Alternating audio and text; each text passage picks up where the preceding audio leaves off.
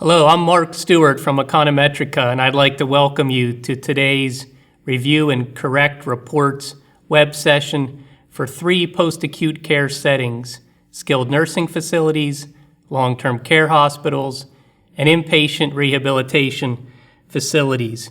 If you're not seeing the screen, you may click on Troubleshooting Tips on the landing page, and there is a link to the webcast on YouTube.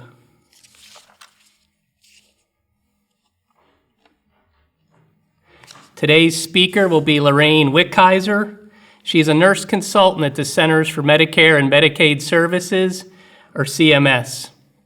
She currently directs the coordination for the Long-Term Care Hospital Quality Reporting Program, or the LTAC QRP, within the Division of Chronic and Post-Acute Care, which is also known as DCPAC.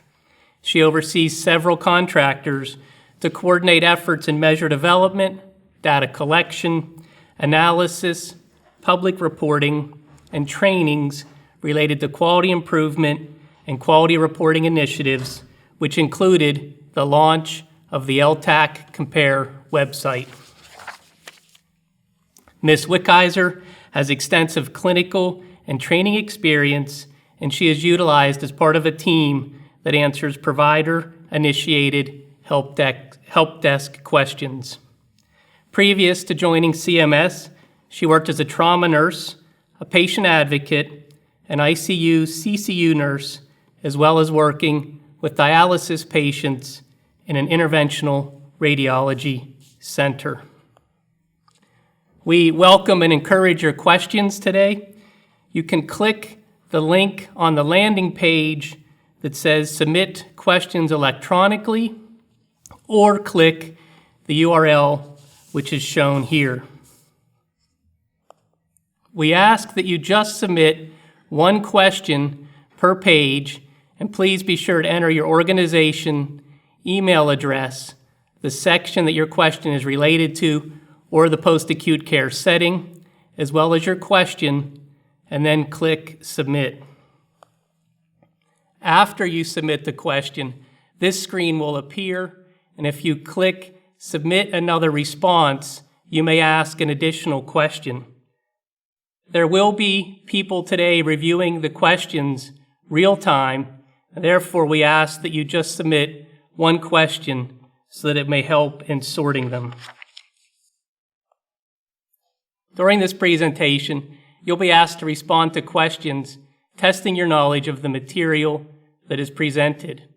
When prompted with a question, we encourage you to record your response on the Knowledge Check worksheet, which is available via a link on the landing page for this session.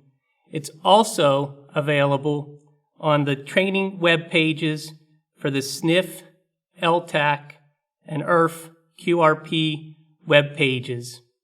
On those websites, we'll also post all of the questions and answers following today's session, and today's session will be available on the CMS YouTube channel.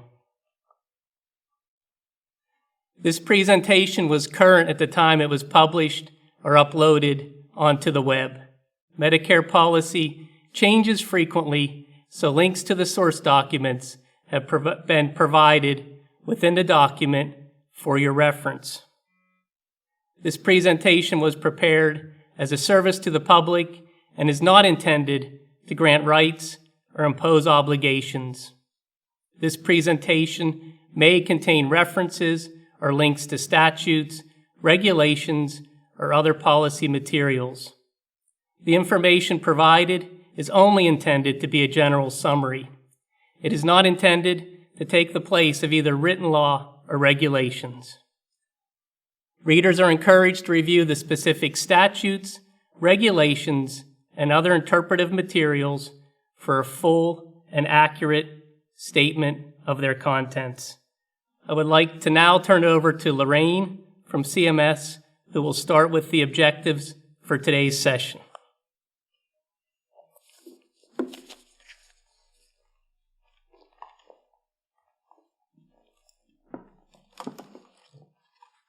Thank you, Mark. Good afternoon, thank you, and welcome to CMS's presentation of the Review and Correct reports. As Mark mentioned, we're going to go over the objectives today. The presentation today is going to discuss the quality measures that are used for public reporting, and they're also contained in the Review and Correct reports. We're going to go over the quality measures that are specific to each setting, that are the same in each setting, and how those measures are seen on your Review and Correct reports. We're going to review the structure and the content of these Review and Correct reports. We'll describe to you how to access them and interpret them. And at the end, we're going to have a list of resources that will be easy for you to look at various information that might be needed and supportive for the Review and Correct reports. Next slide. We'll begin with public reporting, which is ultimately the end of these reports, whether it's the quality measure reports, the preview reports, or the Review and Correct reports. So the framework, or the beginning, next slide, of the public reporting was established in the fiscal year 2012 rule for the LTACs and the IRFs, or the long-term care hospital inpatient rehabilitation facilities. The SNFs were established just last year in the fiscal year 2016 rule. Public reporting for these quality measures made their debut in 2016 December for IRFs and LTACs, and we're looking forward to the SNFs to make their debut in 2016. Next slide. The next slide is an overview of the public reporting, and as you can see, it's categorized under CASPR reporting, and we have the quality measure reports, the Review and Correct reports, and the provider preview reports, all leading to the Compare website or public reporting. The quality measure reports are available at this time for LTACs and IRFs, and they will be available in 2017 for SNFs. The Review and Correct reports at this time, happy to say, all got launched this month, so they're available for the LTACs, the IRFs, and the SNFs.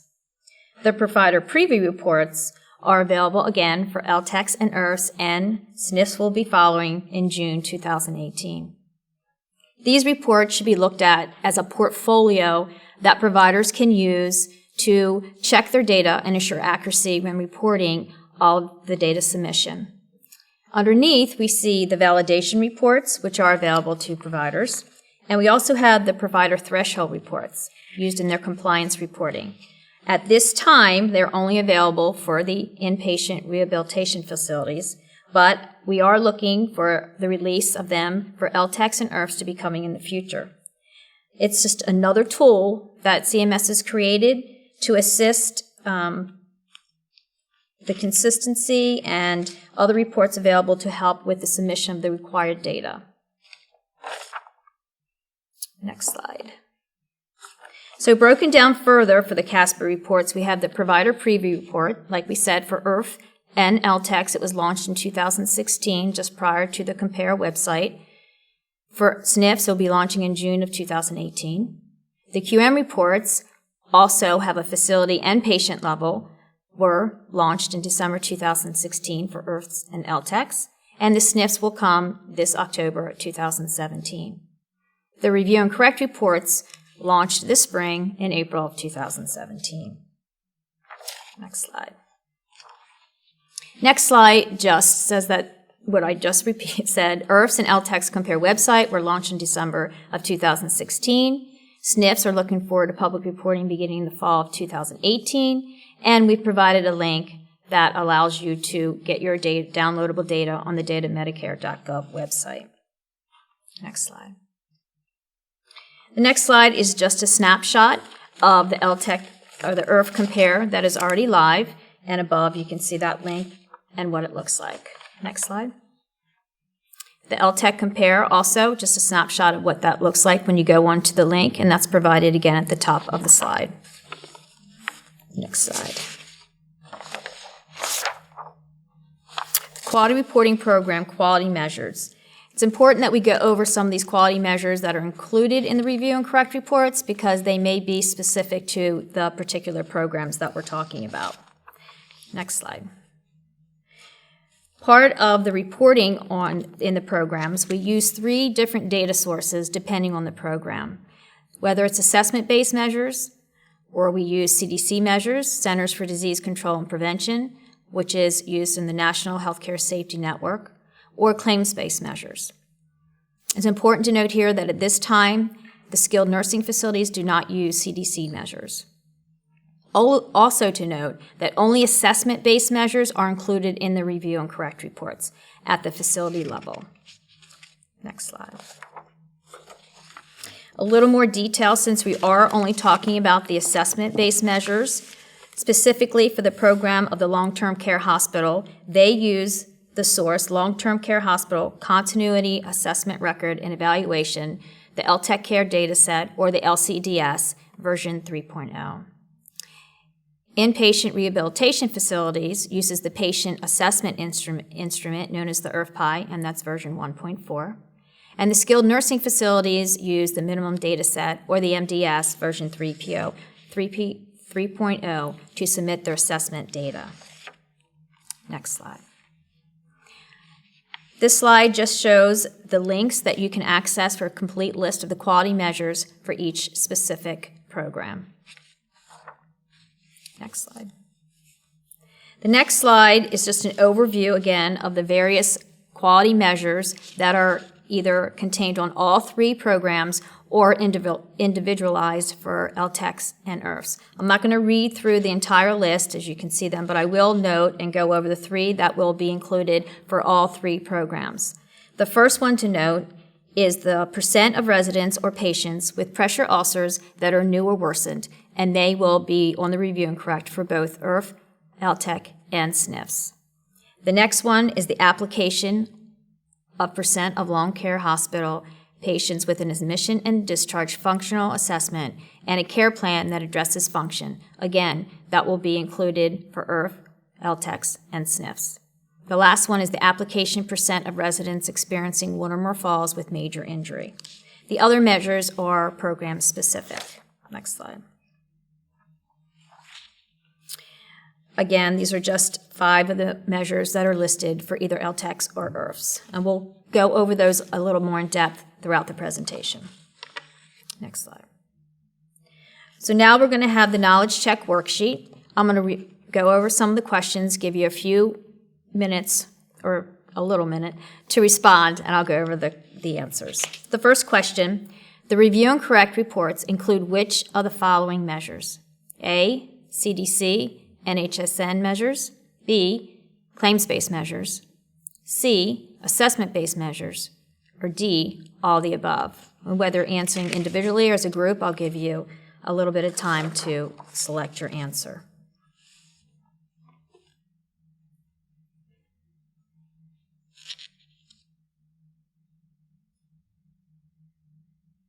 Next slide. And the answer is C, assessment-based measures. Next slide. Next question. The review and correct reports can be accessed through A, Automated Survey Processing Environment, or ASPEN, B, National Healthcare Safety Network, or the NHSN, C, Quality Improvement and Evaluation System, or KEYS, or D, Certification Survey Provider Enhanced Reports, CASPR. Again, I'll give you a little time to answer.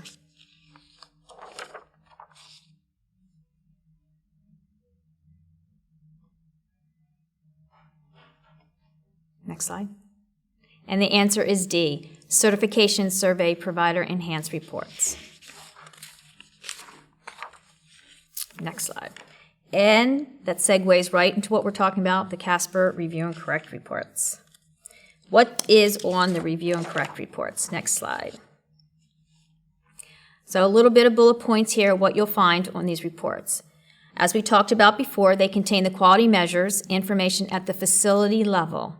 They're not risk adjusted, and only the observed raw rates will be provided. If you want to look at the risk adjusted information, they can be found in the QM manuals for each specific setting. Providers are able to obtain their aggregate performance for up to the past 4 quarters as the data are available, and we will go into greater detail about the rolling quarters and what's presented for the data that's submitted. They're all available on quarterly basis and used in conjunction with other CASPR reports to determine any reporting errors that may affect performance for those quality measures. These review and correct reports can be updated weekly, but they will be run on a quarterly basis. Okay. Next slide. Just to go over some of the information that is included on the review and correct reports, and what you'll see is the header information. So we'll have the report title, the setting, the report number, report run date, the number of pages, CMS certification number or your CCN, the facility name or provider name, the address and phone number. Next slide. This is just a snapshot of what it will look like on the review and correct reports. And again, you can see all the information that needs to be submitted, and we stress the importance of submitting this accurately. Next slide. Important considerations on the review and correct report. As I just mentioned, you want to carefully review the data about your facility, including your provider name and the CCN number and the date of certification. I want to note here that there's an exception to that with the IRF T units, and that is because some of the T units, their date of certification number reflects the hospital that they're in, their certification number, which may be updated annually. At this point, CMS is working on the back end to correct this, but again, it's only for the IRF T units. And also, we'll show incorrect facility information, which is a major source that we find on our help desk questions if the information isn't entered correctly. It's extremely important to make sure that your Medicare certification date for your facility and providers is entered correctly in Aspen's system. CMS has no way to change that or check if that's correct or not. So it's really important, and we stress that you get that part of the information correct so that your data can be submitted correctly. Next slide. To help you with that accuracy, we offer here the link that you can contact your medical administration contractor or the MACs, and they will help you how to update your information if necessary. Next slide. Once on that website, you can click your state or the map to select what state you're in, and then you want to find your regional office, and the link is provided also, and that way you can reach out to have that information corrected. Again, I want to stress that CMS is not able to correct that for you, so we want to emphasize that you enter that correctly. Next slide. The next is just a privacy protection data. Next slide. So the general items that are included in the review and correct report, and we'll see that in the next couple slides, it's going to have the quality measure, the name of that measure. It will also enter the National Quality Forum number, if available, and the CMS ID number. You'll have the table legend, which provides important information for interpreting results, and we'll go over some of that. Reporting quarter, it'll say the end and start date of that quarter. You'll have the data correction deadline, which is the same as submission deadlines. And you'll also have the data correction period as of the report run date. And it'll say opened or closed, whether the corrections can still be submitted. Next slide. So here's just an example, and we use the IRF. And the measure that we're using as an example is the percent of residents or patients with pressure ulcers that are new or worsened. As you can see on the left-hand corner, it's the reporting quarter. The first quarter mentioned is the Q1 of 2017. It gives you the start date of that quarter, which is January through March, the end date. It says that the data correction period is still open, so you can review your data and enter corrections. And then it says that the number of patients stays that are triggered the quality measure in your IRF. You're going to enter that there. The next header is the number of eligible patients discharged from your IRF, and then the observed performance rate. Next slide. Quality measures included in these reports for all three, as I mentioned before, but I'll reiterate again, are the percent of residents or patients with pressure ulcers that are new or worsened are found in all three programs that we're discussing today. The application percent of residents experiencing one or more falls with major injury, again in all three settings, as well as the application of percent of long-term care hospital patients with an admission and discharge functional assessment and care plan that addresses function. Next slide. These quality measures are only the first two, or for LTEC only. So the percent of long-term care hospital patients with an admission and discharge functional assessment and care plan that addresses function, you'll only find that on the LTEC review and correct reports, as well as the LTEC functional outcome measure, change in mobility among patients requiring ventilator support. And we'll look at that as one of our examples today. The last one will be on the review and correct for IRFs and LTEC. Percent of residents or patients who were assessed and appropriately given the seasonal influenza vaccine. And again, that's one of our examples we'll be looking at today. Next slide. This is just a picture or a snapshot of how to calculate the measures for the pressure ulcer measure. So your numerator is the number of patient stays that triggered the quality measure, and in this case, the example is IRF, over the denominator, which is the number of eligible patients discharged from your IRF. So you divide the numerator by denominator and multiply by 100, and that's going to be to calculate your performance rate. Next slide, please. That is also true of LTECs. The numerator will be the patient stays that triggered the quality measure. The denominator is the number of eligible patients discharged from your LTEC. Divide the numerator by the denominator and multiply by 100 for your performance, observation performance rate. Next slide. And that's also true for the sniff. Next slide. Next slide is an example of what the pressure ulcer measure might look like on the review and correct reports. So the first quarter, again, is quarter one. We look at that and we see that the next header is the start date and the end date, the data correction deadline, which is still open, and then the number of patients that triggered the quality measure, the number of eligible patients that were discharged from your facility, and then the observed performance rate. Next slide. Once we have more than one quarter, you want to see how those quarters will be displayed. So after the first quarter, the next quarter, which would be quarter two, are added to that review and correct report. So cumulative data is going to be displayed as we add more quarters of data. When a new reporting data year begins, the oldest quarter will drop off.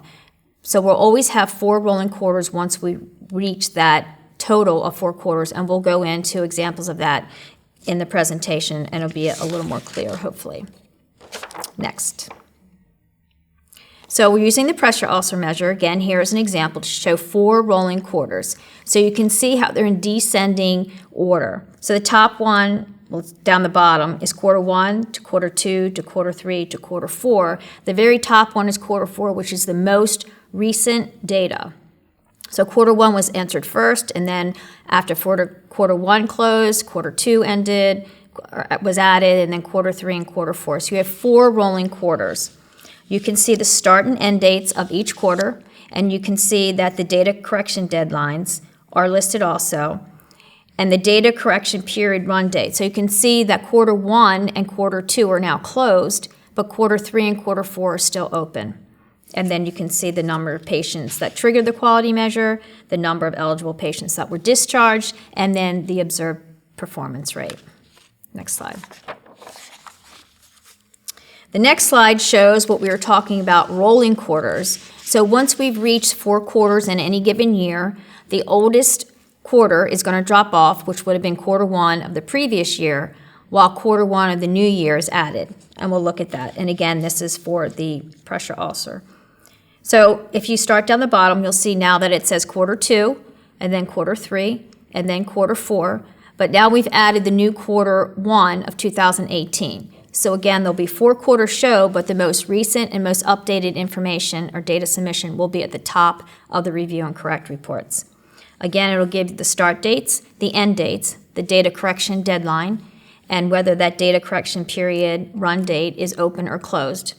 Quarter 2 and quarter 3 are now closed. Quarter 4 is open, and quarter 1 of the new year is open.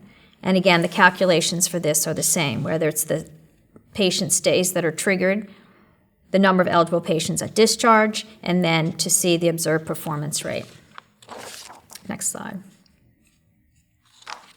When you want to interpret the results for this measure, which is a new measure, you have to be careful of the measures you're looking at, and they are distinctive for each program that we talked about. This one is the residents or patients who were assessed and given the seasonal flu vaccine. This is for IRFs and LTACs at this present time.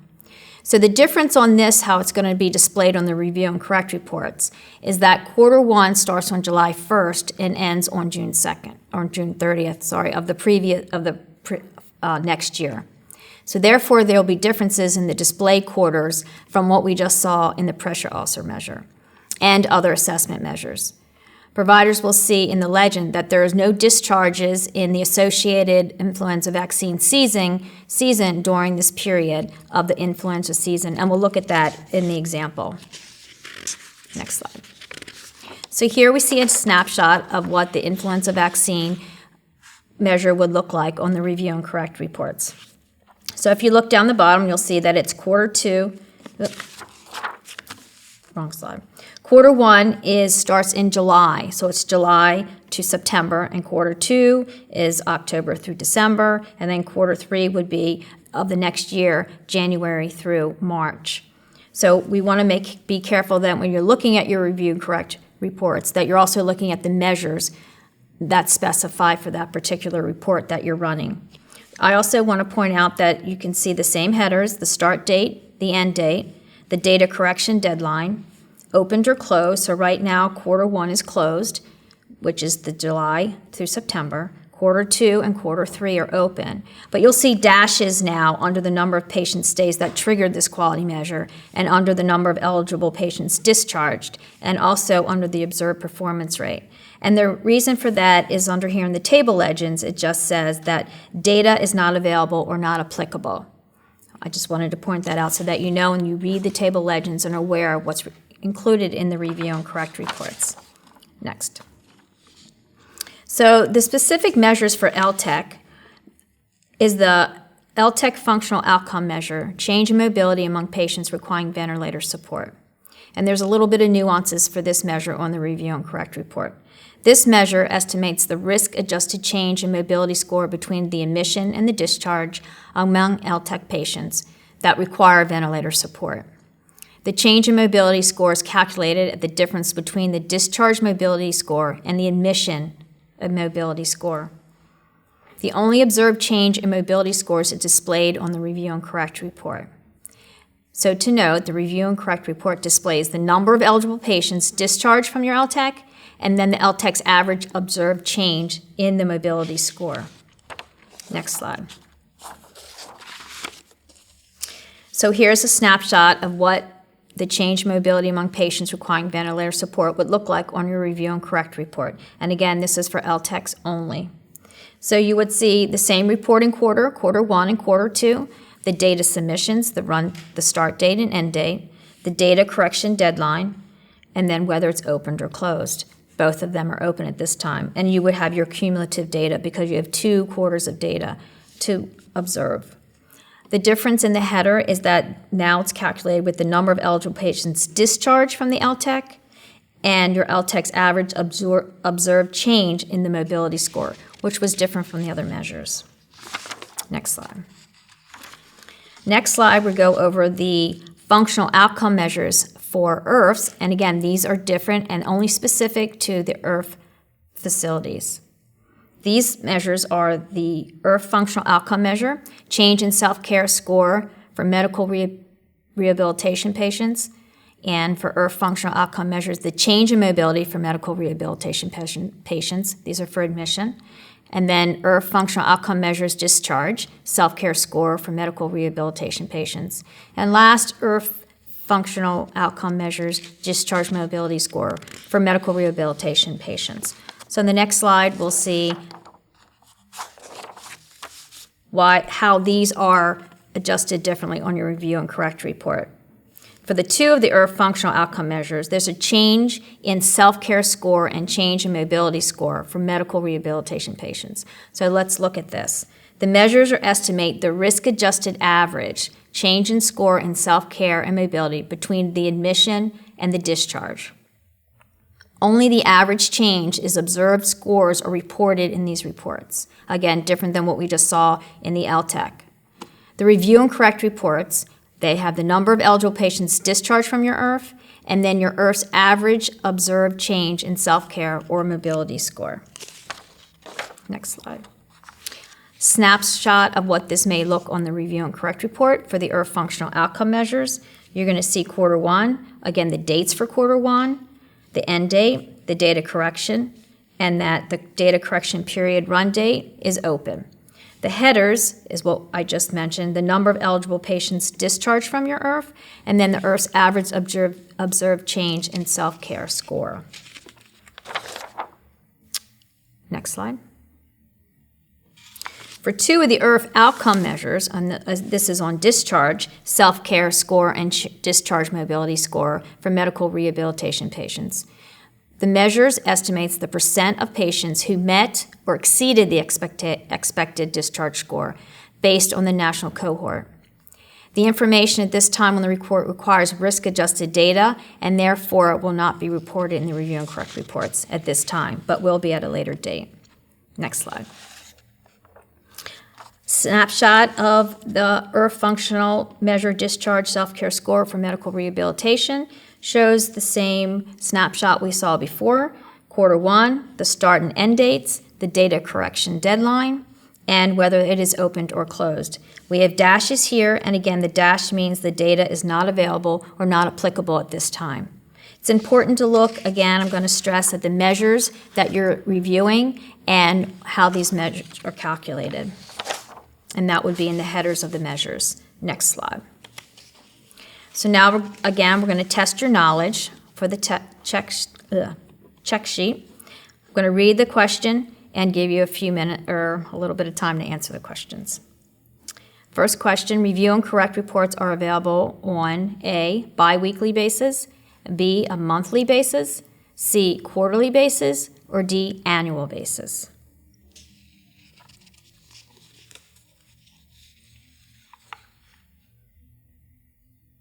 Next slide. And the answer is on a quarterly basis. And I'll note here that I'll mention that although they're available on a quarterly basis, they are updated weekly. Next question. Providers can address questions, correct inaccurate information, and ensure accuracy regarding their facility information by which of the following actions? A, contact your medical administrator contractor or the MAC. B, contact your regional office. C, none of the above. Or D, both A and B.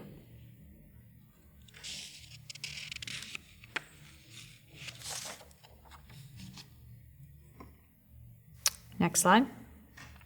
The answer is D, both A and B. So you can use the MAC and also your regional office. Next slide. The review and correct reports contain patient-level data for each quality measure.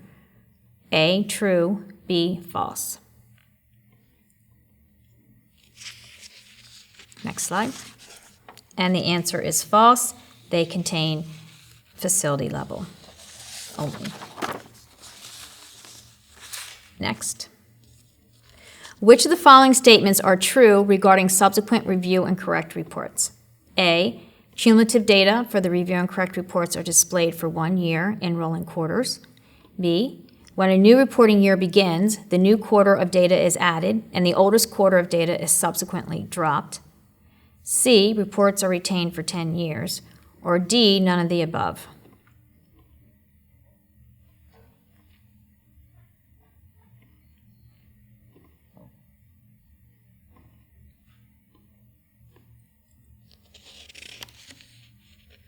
Next slide. The answer, when a new reporting year begins, the new quarter of data is added and the oldest quarter of data is subsequently dropped. We also want to note here that A is also correct because cumulative data for the review and correct reports are displayed for 1 year in rolling quarters. And as you saw from the snapshot, we could have 4 quarters displayed at one time, whether all in 1 year or advancing to the quarter 1 or 2 in the next year. So A and B are correct answers. Next slide. So how do you obtain your reports? So the next couple slides will just give you snapshots of how to walk through to obtain your reports. Next slide. You're going to go to the key system. So welcome to the CMS key system for providers, and you're going to go to the Casper reporting, which is highlighted in red on the left-hand side. Next slide. Then you're going to put in your user ID and your password and log in. Next slide.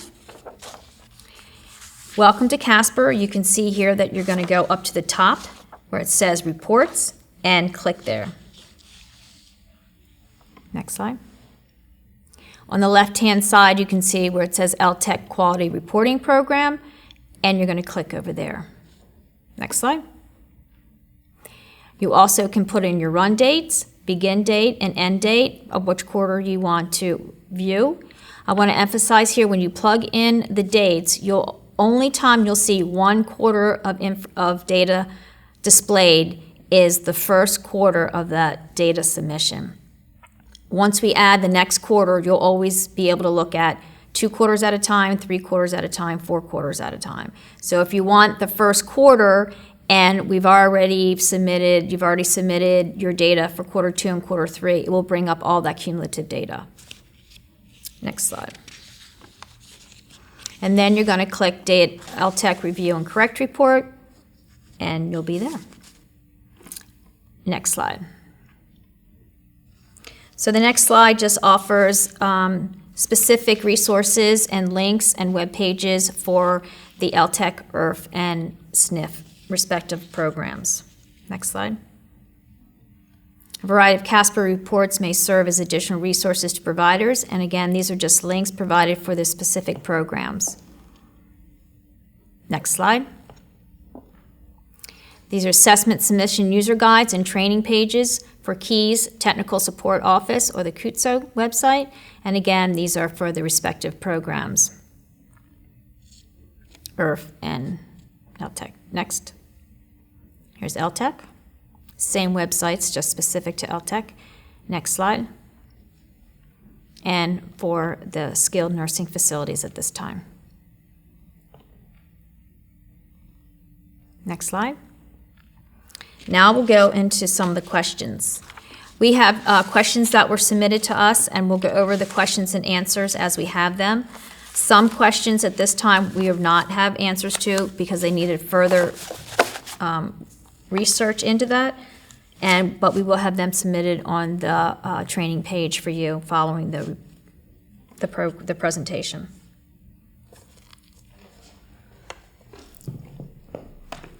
Thank you. Okay. I'm going to read some of the questions that were submitted to us from people, and from what we've come across to answer some of your questions. First question, how do I access and use the review and correct reports? Okay, this is going to be a little long, but take notes. There are other Casper reports available to providers to help ensure submission and accuracy of your data. Below, and what I'm going to read here are just some examples. And again, I want to emphasize that each report is part of a portfolio that providers or facilities have that leads you to good submission, timely submission, and a display on the compare sites that you're happy with. So all of these reports are to use in conjunction with each other. The Facility Final Validation Report is one of them. It is automated, created, and stored in each provider's validation report shared folder. It displays detailed information about each record in the submission file, including patient information, that could be successfully processed by the ASAP system. Also, providers should review each final validation report to identify whether the records were accepted or rejected by the ASAP system. Providers should review all errors and look at the warning message or the fatal errors displayed on the final validation report to determine whether additional action is required to ensure that your assessment is accurate within the ASAP system. This is especially important for records that were rejected with fatal errors. Again, make sure your information is accurate. Providers can refer to Section 5, Error Message, to review additional details about the warning message or fatal errors that display on the final validation report to determine the type of corrective action, if any, is required. When you submit the validated report, user request reports are available in the Casper reporting application. It displays detailed information about each recorded, including patient information, in the submission file that could be successfully processed in the ASAP system. It also identifies whether the records are accepted or rejected and lists all errors that were encountered while the record was being processed. Return data based on the submitter user ID, which is the user ID that has submitted the assessment records in the ASAP system. As such, only the submitter of the zip file can request that report. Returns details for all records in the zip file, including those that the ASAP system could not process because of severe errors with the file or record. Providers also can refer to Section 5, Error Message, to review additional details about the warning message or fatal errors that display on the final validation report to determine what type of correction is necessary, if any. And then you'll have error detail by facility report. Details the errors encountered in successful submissions during a specified period. Providers can request this report for a period of time to identify the warning message and the fatal errors that they were given and that were encountered in the record submitted to the ASAP system during that time period.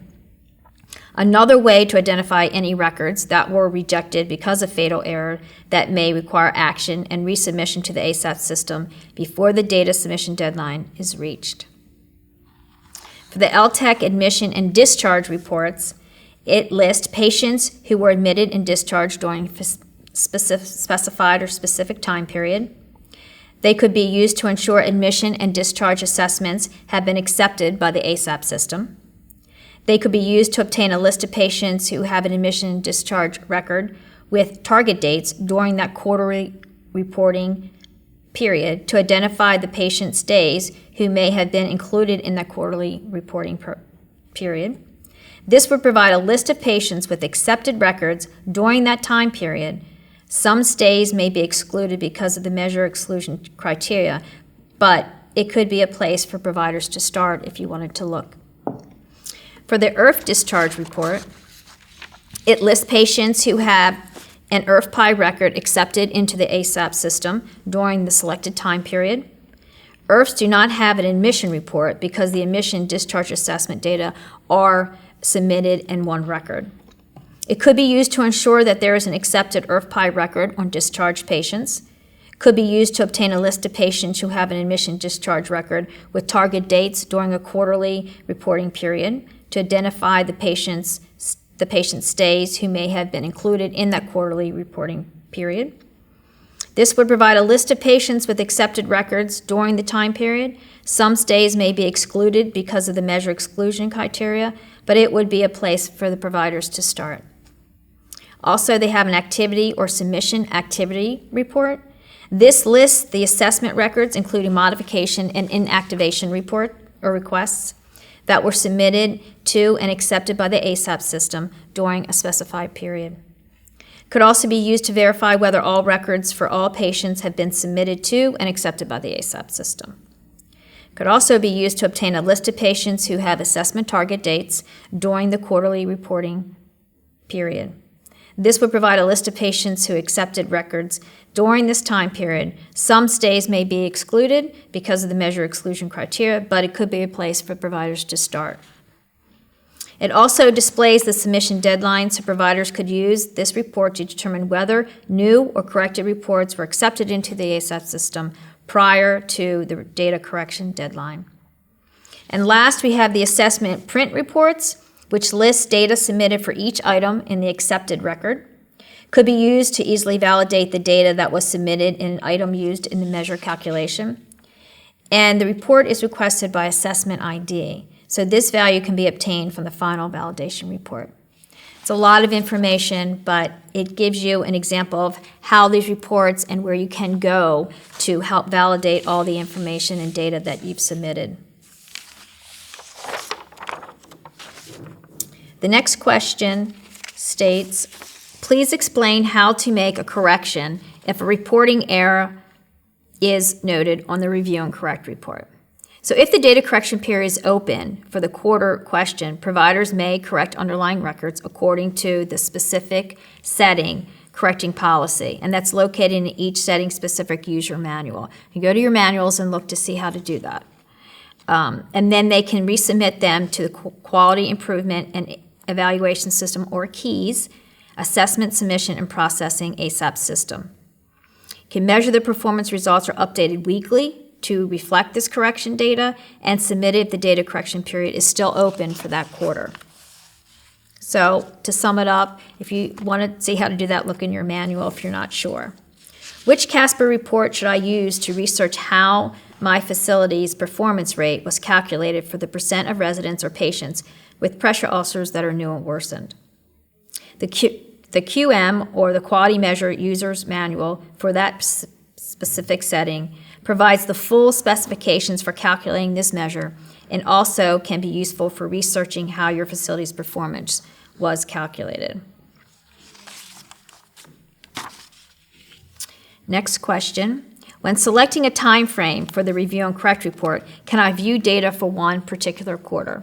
I've touched on this before, but we'll go over it again. The initial review and correct report contains data for one quarter only. So quarter 1 of 2017, which we saw in our examples. With each subsequent calendar quarter, another quarter of quality measure data is included in that report. For 2017, the report will return data based on the following end dates selected. So quarter 1, 2017 includes data for quarter 1 of 2017 only. Quarter 2, 2017 includes data for quarters 1 and 2. Quarter 3, 2017 is going to include data for quarters 1, 2, and 3, and quarter 4 subsequently will include all 4 quarters. Once we add the new year, quarter 1 of the new year, we'll have quarter 2, quarter 3, and quarter 4 of the previous year, and then the first quarter of the new year. So quarter 1 of 2018 would include quarters 2, quarter 3, and quarter 4 of 2017. Providers will be able to request the report for older quarters, but requesting the report with an end date for quarter 1, 2017 is the only time that one quarter will be displayed. But remember, the most frequent or the most updated information or data submitted is going to be in the top, will be listed at the top. Next question. How often are review and correct reports refreshed, and how soon are corrections or edits reflected in those reports? So data for the review and correct reports are updated or refreshed as follows. Weekly, measure calculations are performed in the early mornings of every Monday. Quarterly measure calculations, which allow a quarter to be displayed on the CASPER, LTEC, IRF, or SNF review and correct reports as soon as that quarter is completed. So these review and correct quality measures are calculated and updated in the early morning hours of the first day following the quarter. This is essentially an extra weekly run that occurs on the first day of the new quarter. The end of the quarter calculations. So to close a quarter, the IRF and LTEC, or SNF review and correct quality measures, are calculated and updated 4.5 months after the quarter is completed, and that's your submission deadline date. Which is on the 16th, it's the 16th of February, May, August, and October, which is the quarter that will be processed and marked as closed. Just to note, new and corrected reports with target dates during the quarterly time period, but submitted after the data correction deadline, will not be included in the weekly quality measure calculations for the review and correct reports. Next question. While reviewing our facility's review and correct report, we noticed that there is an error in our report for street address. Do I contact the Public Reporting Help Desk to correct this error? The facility information, address, CCN number, telephone number, display is taken from the Automated Survey Processing Environment, or the ASPEN. CMS does not have the authority nor the ability to correct this information. But to update your facility's information, please contact your medical administrator contractor or the MAC, and we offered a link in this presentation by visiting that link. And you can also contact your regional office. You can find your regional office at the link provided in this presentation. Next question. Can you explain again what will be reported for the flu measure, percent of residents or patients who were assessed and appropriately given the seasonal influenza vaccine? The difference is related to the time frame used in the calculation measure. If you remember, we went over that quarter one started in July and not in January like the other measures. When reviewing the flu measure, results reports are based on the influenza season, which begins July 1st and ends June 30th on the next year, the subsequent year. Therefore, quarter one for this measure starts July 1st and ends in September 30th. For the other measures, quarter one begins January and ends March 30th. Next question. Our facility noticed an operational issue within our EMR and corrected the assessment data and updated inaccuracies in the KEYS ASAP system prior to the 4.5-month data correction period deadline. We would like to confirm that the corrected data will be included in the data for public reporting. If you corrected the assessment data by way of the CMS KEYS ASAP system prior to the submission deadline or the freeze date, then the updates will be reflected in your public reporting. If a provider corrects the assessment data after the quarterly reporting deadline, then that corrected data will only be reflected in the QM facility and patient level reports. Corrections will not be reflected in the review and correct reports or the provider preview reports or the compare website. So I want to emphasize again, please get your data in before the freeze date or submission end date. It is important for providers to verify their assessment data via CASPR prior to the correction submission deadline. The earlier, the better. Using the CASPR system, you can monitor the assessment data entered to correct any of your errors. Please refer to the webpage for the IRF QRP, SNF QRP, or LTEC QRP for more information. Another question. When calculating the number of eligible patients discharged from a provider during the reporting timeframe used for the quality measure, do you only include Medicare patients? For IRFs, we only include Medicare Part A and C patients. For LTACs, it's all payer. And for the skilled nursing facilities, we collect data for Part A only.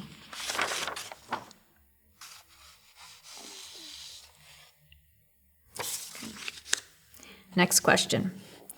If my facility's observed performance rate is high, is this good or bad?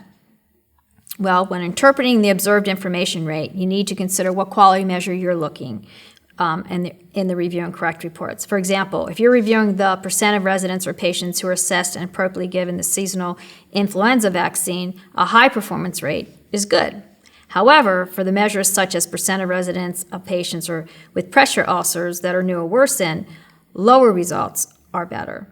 For the IRF function measures, such as the IRF functional outcome measure, change in mobility score for medical rehabilitation patients, and IRF functional outcome measure, change in self-care score for medical rehabilitation patients, the average observed change scores are reported. Next question. I cannot access our facility's review and correct report. Where should I go for help? If you have any technical issues requiring or accessing the reports, please contact the QTSO help desk. And that's help@qtso.com.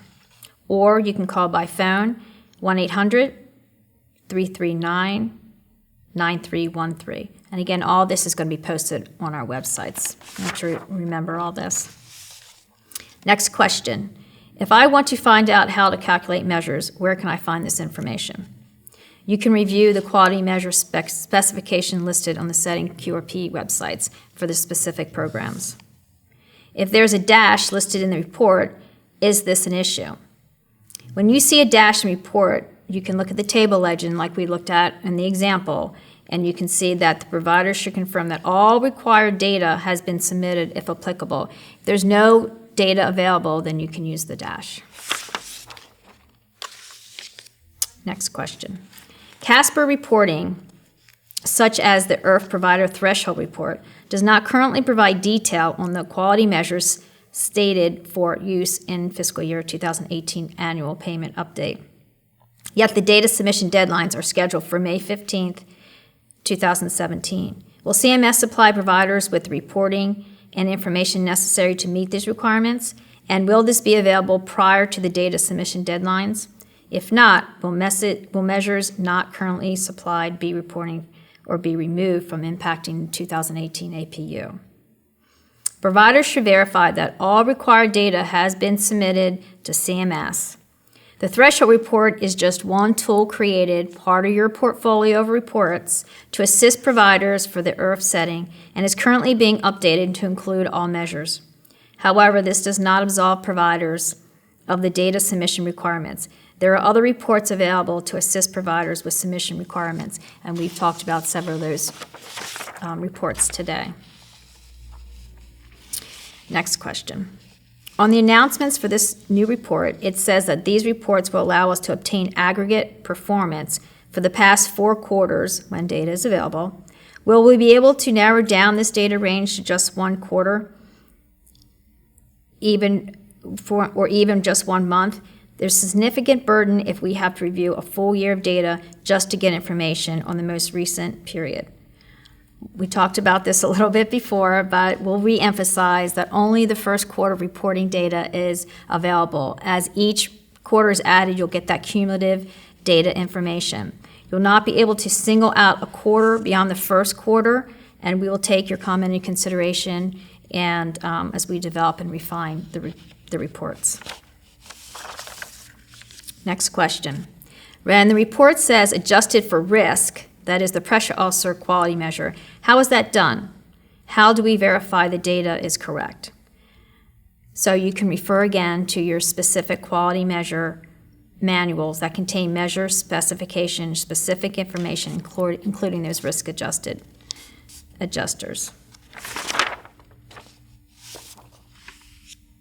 Okay. We have received several questions regarding access to the patient-level data for readmissions, and at this time, we're unable to provide patient-level data. For this purpose, however, we are actively working on a process that would allow providers to access patient-level information. So we are working that on our end, and hopefully in the future we can have that for you. Question. Is there any way to measure the facility's progress in quality measures on a more frequent basis other than quarterly? Providers can run the review and correct reports and quality measure patient-level and facility-level data reports on a weekly basis to assist with their internal quality improvement activities. Next question. Are the quality measures for the SNF taken from the submitted MDS assessments, and how do we verify our data is correct? The data for calculating the quality measures obtained from the assessment instruments submitted by providers using the Skilled Nursing Facility, MDS, or the LTAC Care Data Set for the LTACs, or the IRF-PI for the IRFs. Providers can verify their data is correct by using the tools that we've already discussed. Next question. How secure is the data? What happens if someone accesses the information and changes the data on the government system? How would you know this has occurred? And how would you obtain the original data again? CASPER reports are available for 60 days. However, providers can save this information by their facility guidelines. Access to the keys is granted based on request form from the facilities, and access is limited based on provider type. Facilities themselves dictate staff or vendors who can then access that keys system. The keys national system meet the acceptable risk safeguards requirements required by CMS. The CMS network is a private network where users can access the submission systems to submit data to the ASAP system, and where users access the CASPER reporting application where the various provider-level reports are available. One set of user ID and password credentials are required to even log on to the CMS network, and a separate set of user ID and password credentials are required to log into the ASAP system and the CASPER reporting system. The keys user ID that is submitted the records to the ASAP system is associated to each assessment record and can be found at the top of the IRF-PI facility final validation report. Only those users who have been granted access to submit the data the data or access reports for a provider have access to that provider's data. So it is a secure system, unless you share your information. Please clarify if there are any other special requirements for the May 15, 2017 SNF QRP reporting deadline, aside from the MDS submission to the KEYS ASAP system. We refer you to the SNF quality reporting web pages for additional information regarding your data submission, the deadlines, and the measures and the requirements. There are also dedicated web pages for the IRF and LTEC. Next question. When will these measures be recalculated following the May 15th deadline for corrections? The quality reporting programs have quarterly submission deadlines, and the review and correct reports show which quarters are open and closed, those that are open for corrections, and which quarters are closed. Once that's done, there's no corrections. We also refer you to the QRP web pages for quality submission deadline information. And the last question today, beyond completing the MDS on Medicaid A patients, what must SNFs do to comply with the data submission requirements? CMS expects that the data submitted according to the submission deadlines and requirements, and facilities are reporting accurate data. This concludes our presentation today. All the questions that were submitted and answers that we went over today will be available on our web pages and on the training web pages, and any other questions that we receive, we'll answer and get back out to you at a timely basis. Thank you.